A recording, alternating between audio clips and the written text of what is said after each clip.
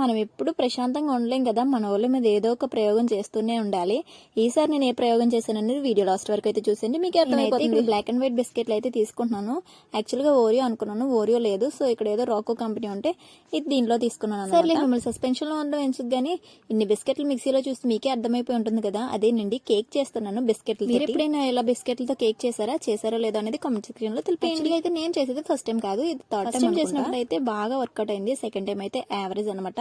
ఇప్పుడు ఎలా ఉంటది అనేది మీరే లాస్ట్ వరకు చూసేయండి. కేక్ కోసం నేను ఏం వాడానంటే కొన్ని బిస్కెట్లు, అలాగే ఒక ఎగ్, అలాగే కొద్దిగా బేకింగ్ సోడా, ఇంకా కొన్ని పాలు. కానీ నార్మల్ గా కేక్ చేసేటప్పటికన్నా వీడియో తీస్తూ చేస్తాం చూసావా, దానికి మాత్రం అస్సలు సరిగ్గా రాదు కూడా. ఇంతేనా అయితే కామెంట్ లో తెలిసేయండి. మాటల్లో పడి ప్రాసెస్ ఏంటో చెప్పట్లేదు.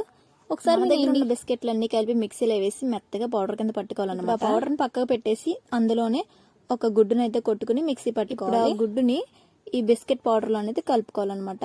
అది వేసుకున్న తర్వాత కొద్దిగా కాచి చల్లార్చిన పాలు అయితే యాడ్ చేస్తున్నాను. నేను ఇక్కడ కొద్దిగా యాడ్ చేసుకుంటూ కేక్ చేయడంలో నేను ఒక మిస్టేక్ చేసా.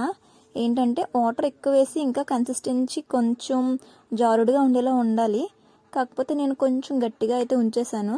సర్లే, అది ఎలా ఉన్నా టేస్ట్ మాత్రం బాగుంటే చాలు.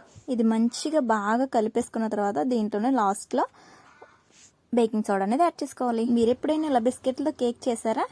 చేస్తే కనుక కామెంట్ లో చెప్పండి ఎలా వచ్చింది అనేది. ఇంక ఈ కేక్ చేసేటప్పుడైతే మా బాబు ఇల్లంతా పెంట చేశాడు.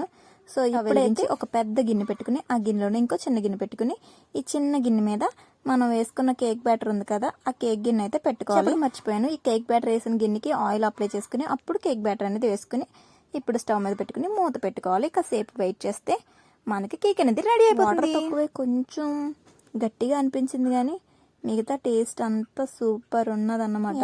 నాకు నచ్చిందని చెప్పేశాను. మీరు మీ ఇంట్లో ట్రై చేసి చూడండి ఎలా ఉంటుంది అనేది. కానీ మీరు మాత్రం ఎవరు నా వీడియోని చూసి ట్రై చేయకండి. మీకు నచ్చినట్టు మీకు వచ్చినట్టు ట్రై చేయండి. సరే, ఇది వాళ్ళ వీడియో. నచ్చితే కనుక ఒక లైక్ ఇచ్చి వెళ్ళండి. అదే చేత కామెంట్ చేయడం మర్చిపోకండి. అలాగే do subscribe my channel. Thank you for watching. ఉంటాను, బాయ్ బాయ్.